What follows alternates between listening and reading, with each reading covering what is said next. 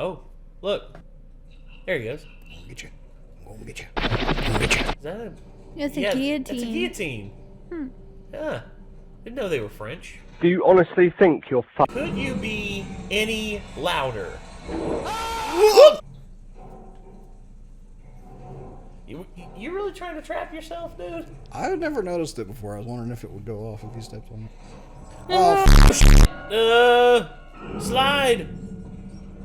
So yeah, we just spent the last hour and change watching an Act Man video that got us very riled up. We're not going to be doing that again, hopefully. Who am I kidding? We're going to do that again. Maybe not in this video, but it will happen. Count on it. I was about to say, ever? No. Never, not ever? ever. Never, ever, ever? Forever, ever? Forever never means that long until you... Sorry, I had to go into Outcast. Sorry. But yeah, the Act Man and his hot takes that he talked about were just, they got me feeling some type of way. And this To be fair, it was the Act Man reacting to hot No, takes. that's it wasn't hot takes he himself had. Yeah. It's hot takes that the internet had. He generally seems and to he be an talked intelligent guy that doesn't make bad hot takes like that. Yeah, and I think we'd be on the same wavelength if we were to have a conversation. But yeah, instead we're now on Mr. Ballin, aka John Ballin, or John B. Allen. So we are going to be watching the one here called She Ignored the Warning Siren. That's never a good sign. I mean, if I heard a warning siren out in the mid, if I'm outside and I hear a warning siren, I would be like, something interesting must be happening because that was very loud. I wonder what that's about. Let me check the weather. Oh, there's a tornado warning. Oh, look, a tornado touchdown 20 miles from here. I better get to the basement. I'm an idiot. I would ignore it because I'd be like, must be a drill because nothing ever happens here. Or that. Yeah, or that. I might actually be on the same level of whoever is being talked I would about actually, in this video. you know what would happen? You would hear this. You'd hear knock, knock, knock. Now, if the sky's very fucking dark and things look apocalyptic outside and then I hear sirens, I'm going to be like, Yeah, it's like, I should probably go home now. probably need to go somewhere and get to the basement. Yeah. And I would literally be like, all right. And Everyone to the recording booth under the stairs. Yes.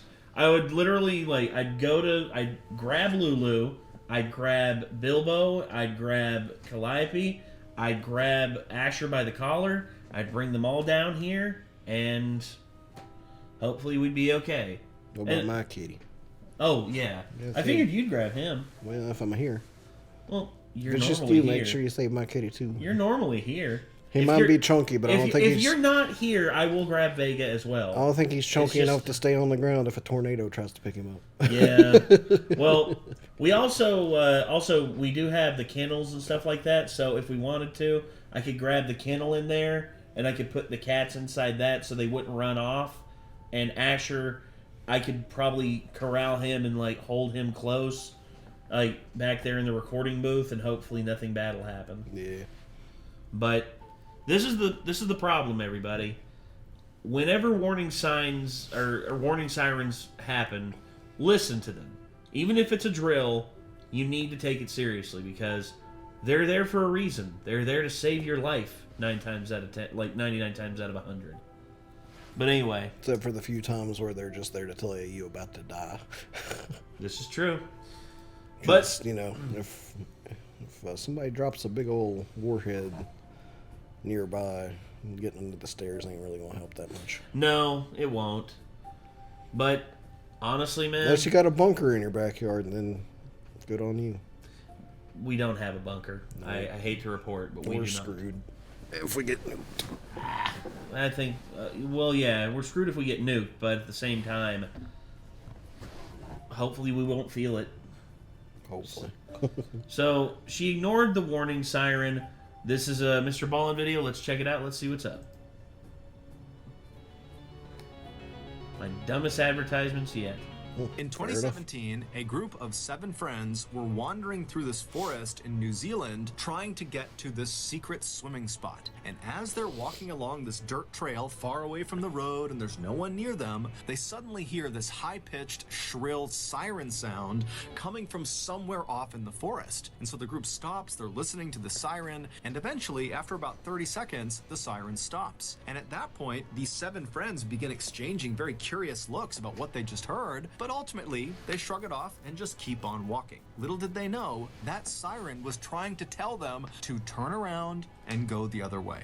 But before we get into that story, if you're a fan of the strange, dark, and mysterious delivered in story format, then you've come to the right place because that's all we do, and we upload once a week. So, if that's of interest to you, please send the like button a beautifully wrapped gift for their birthday, but fill the gift with a spring-loaded boxing glove that punches them right in the face when they open it. Also, please subscribe to our channel and turn on all notifications so you don't miss any of our weekly uploads. Okay? Sounds like something the Jackass crew would do.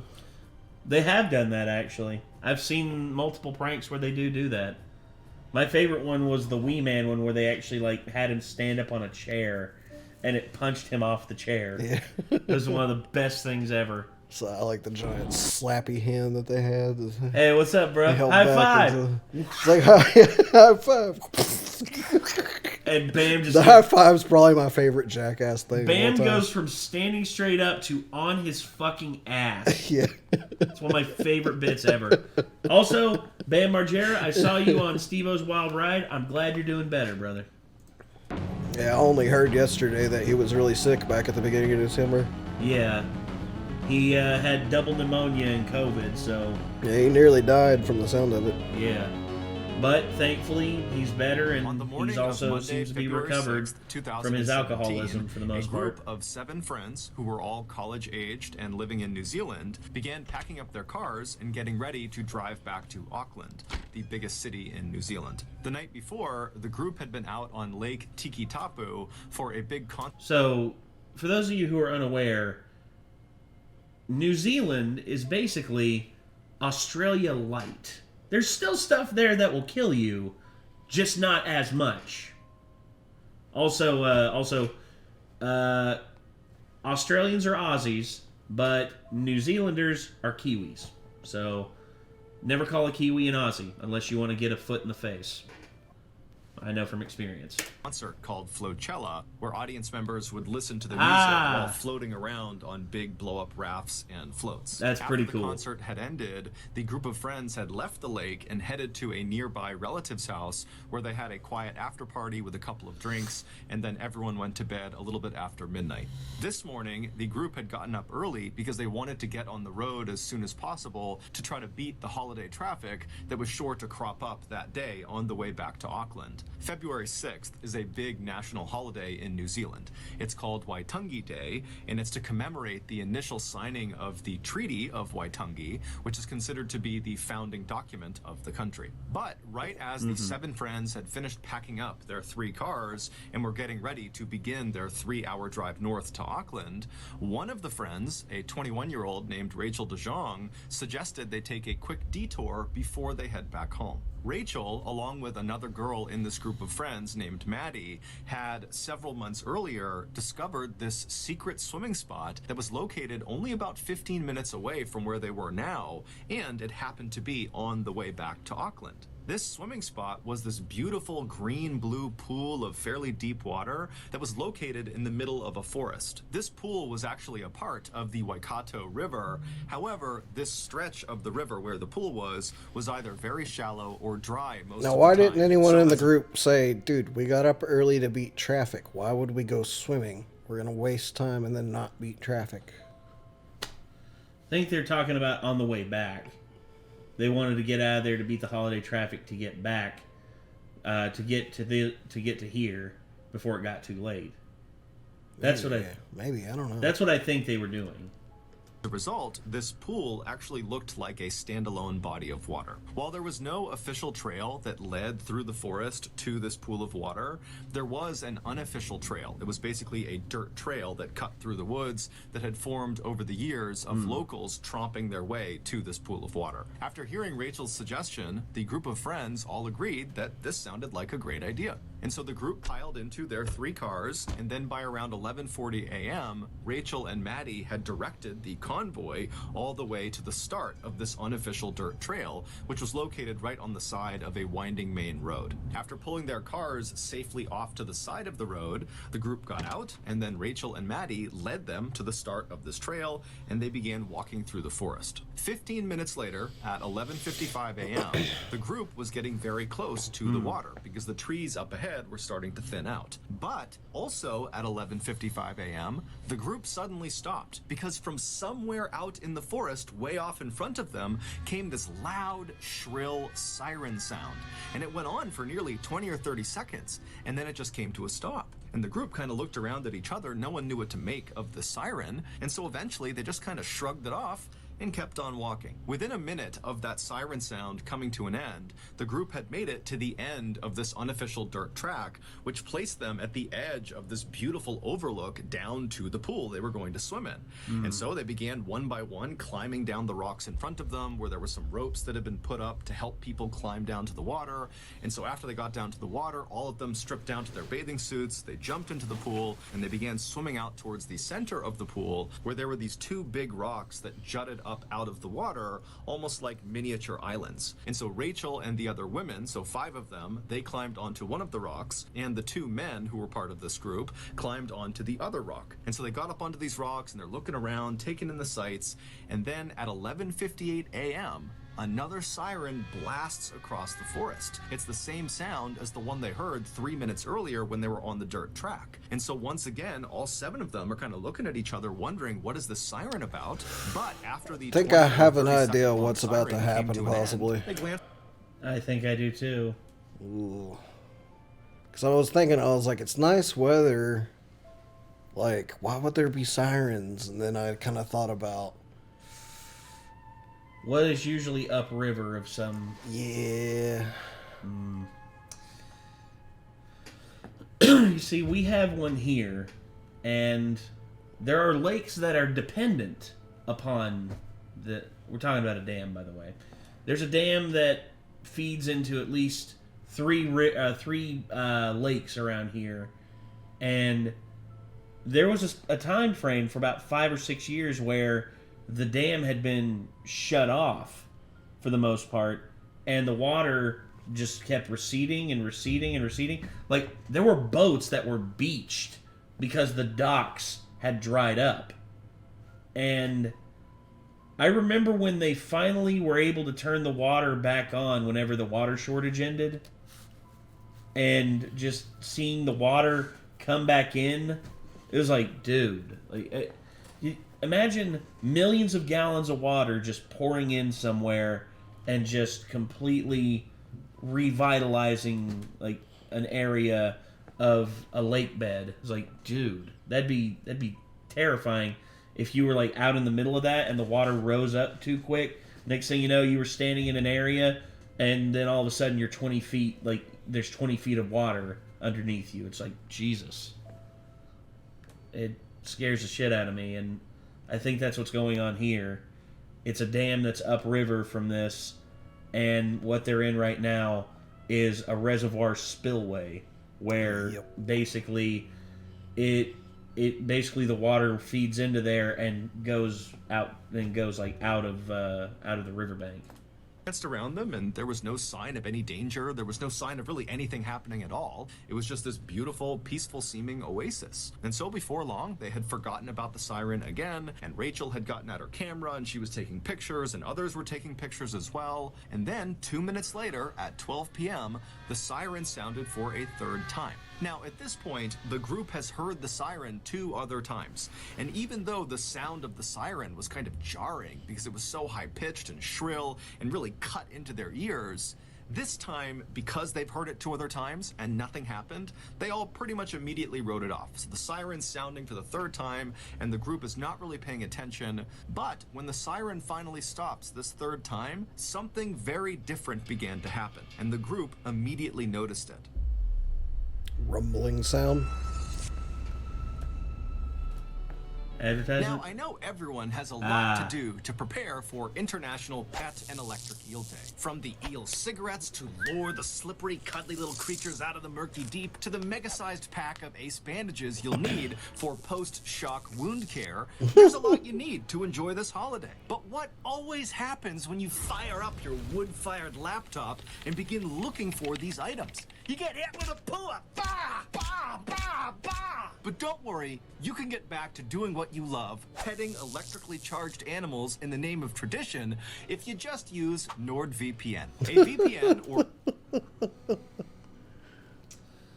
I was not expecting it to be a VPN. So, okay. We use Express in this house. I mean... Just kind of messed up with all the NordVPN's sponsored stuff we watch, but oh well. I don't care. It's not my video.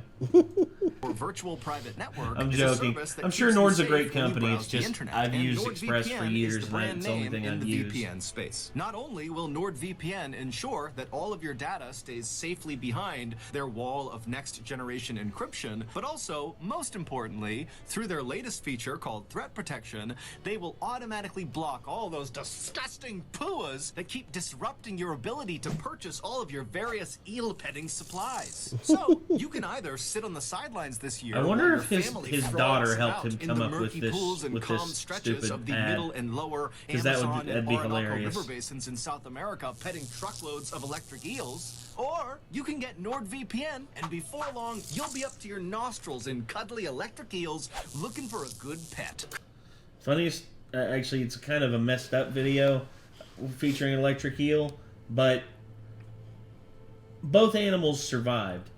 An electric eel was swimming in the middle of this water, body of water, and then from the body of water in the murky brown water, you just see a little dark spot that turns into a friggin' crocodile. It comes up to the electric eel and bites the electric eel. The eel basically goes into panic mode and shocks the ever-loving shit out of this crocodile. The crocodile, you could see it as soon as it bit into it, you just see and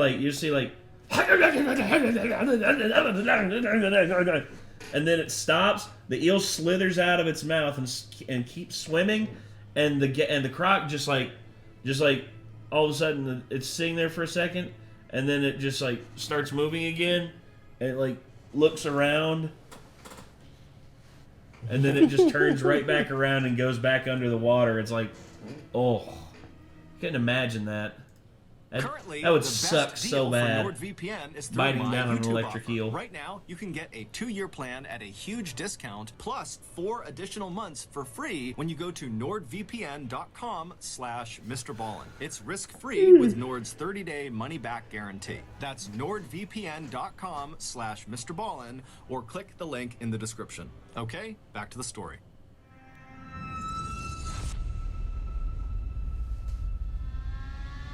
When the third siren came to a stop, the friends started to hear a new sound, and it was coming from the same direction the siren had been coming from, which in effect was upstream. Even though this river was basically dry, they could turn and look uphill, and they could clearly see where the river would go if it was full. And so the friends turn and look upstream, and they're listening to this really loud kind of smashing sound that's coming from that direction, and they're exchanging curious looks at each other, trying to figure out what that sound could be, and then all of a sudden, they see it.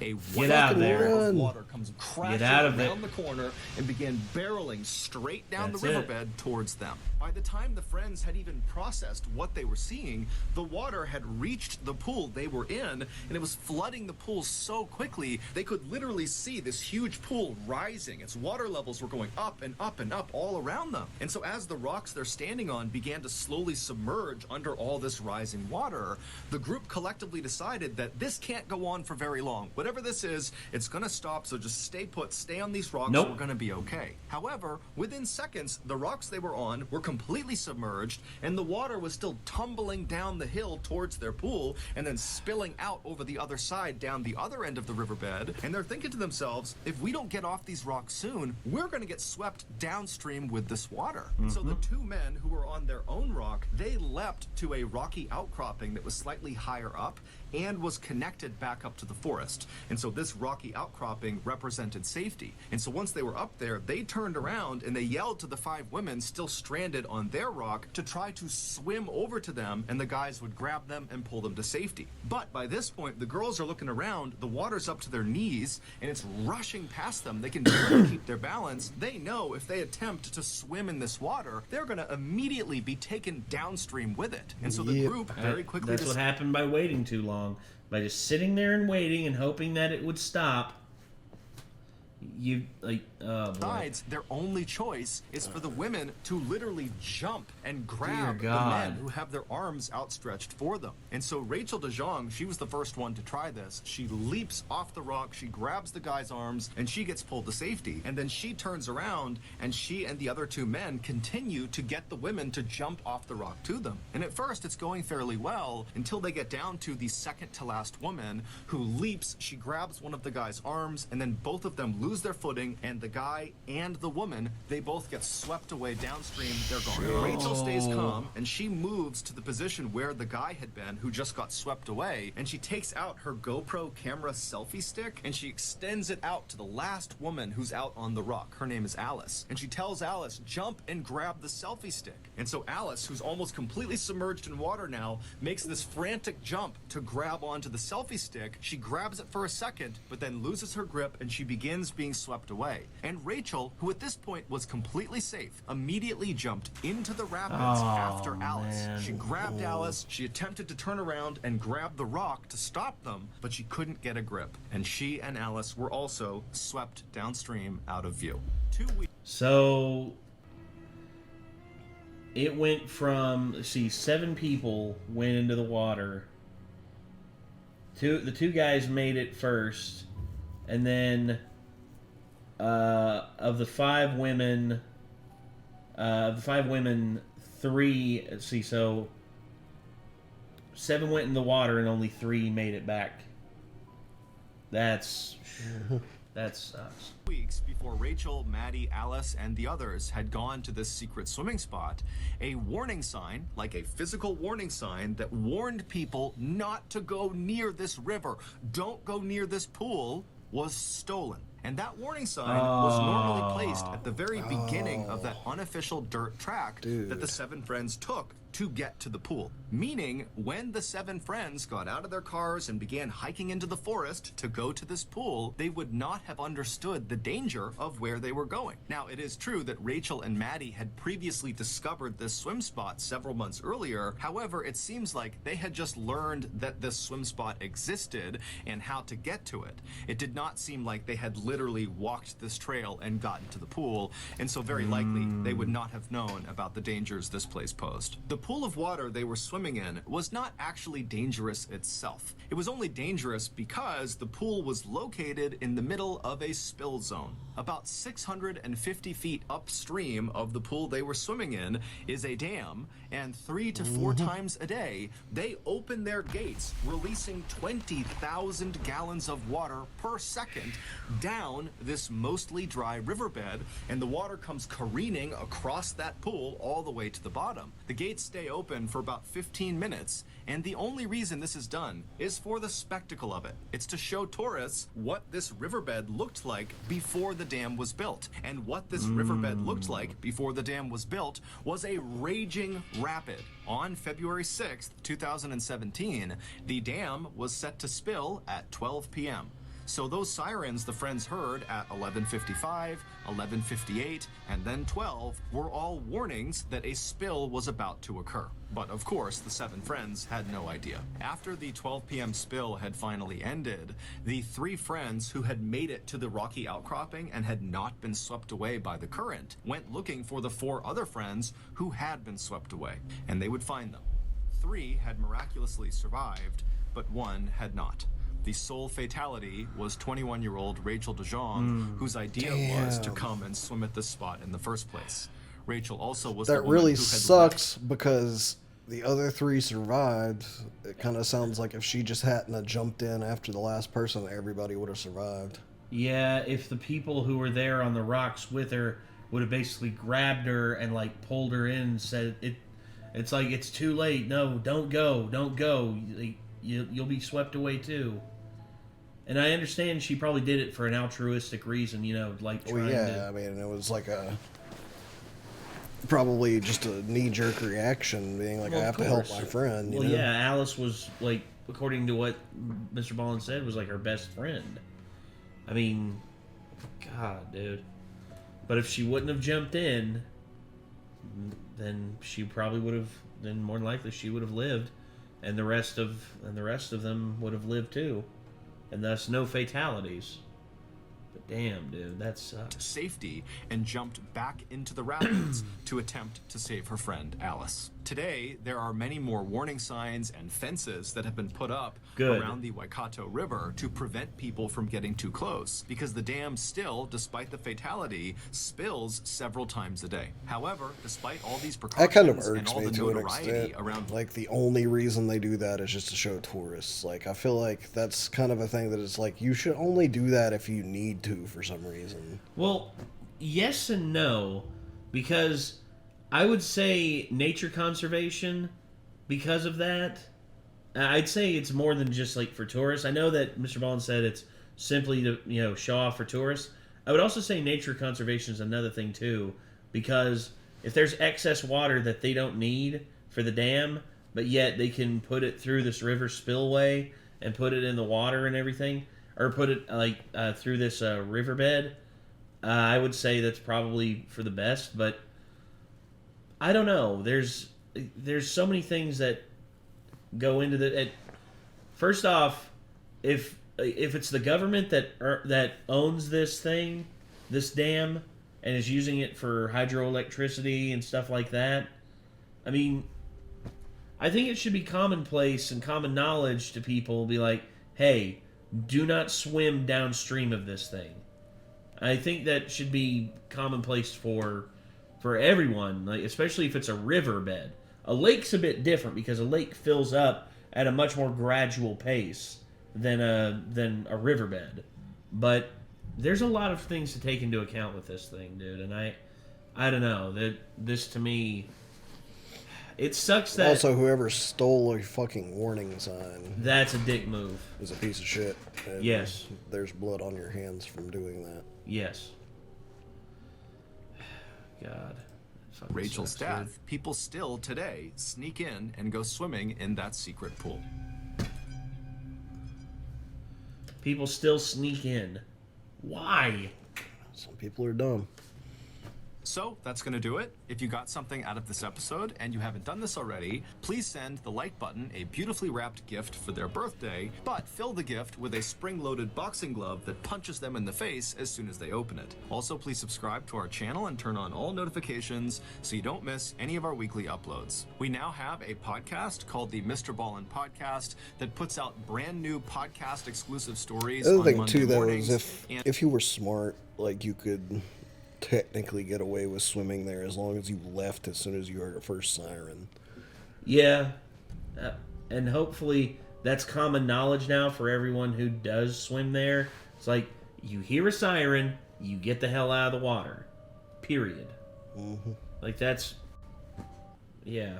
and remastered versions of our best YouTube videos on Thursday mornings. This podcast is going to be exclusive to Amazon Music starting November 1st of this year. But as of right now, it is still available on all podcast platforms everywhere. We now have a registered 501c3 charitable organization called the Mr. Ballin Foundation that makes it as easy as possible for you to join me, my family, and my team in supporting those whose lives have been most impacted by violent and heinous crimes. Monthly donors to the Mr. Ballin Foundation Honor Them Society will receive free gifts and exclusive invites to special live events. But the real reward is helping to rewrite the ending to the story for victims of violent crime. Go to MrBallin.Foundation and click Get Involved to join the Honor Them Society today. We also have 2 additional YouTube channels. One is called Mr. Ballin Shorts. The other is called Mr. Ballin en Espanol.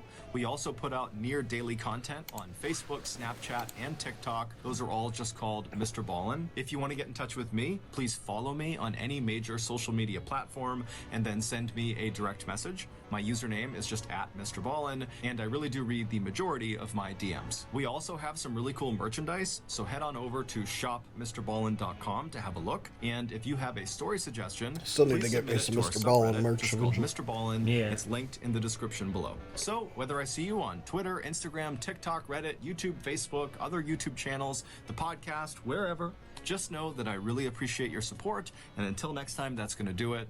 See ya. Oh, right, the advertisement. Mr. Are Ball. you tired of having all that disgusting extra money in your wallet?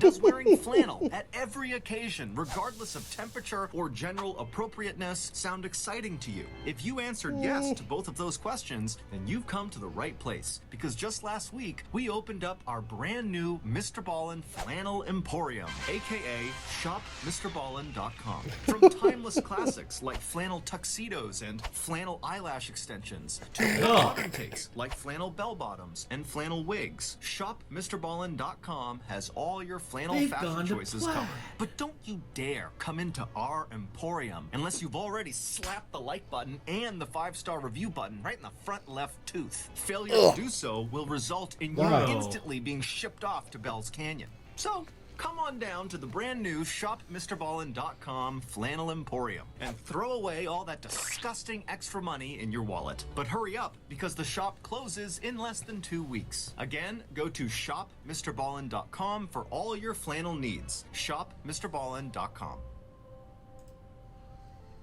Okay.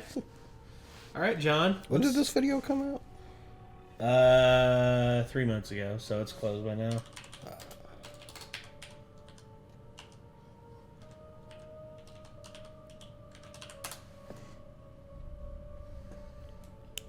There we go. Ooh. Creepy.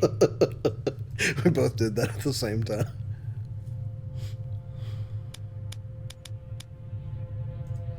Wait. Oh. Weird. Am I missing something?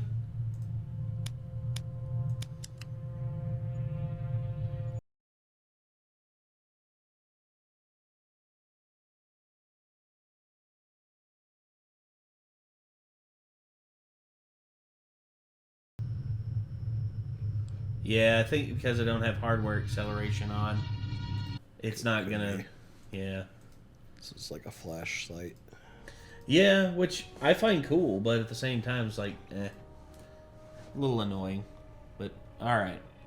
Anywho, yeah, so that was Mr. Ballin. She ignored the warning sirens. Yeah, pretty hefty warning for anyone out there looking to do some swimming downstream in the creek. Don't do that, especially if it's downstream of a dam. Mm-hmm.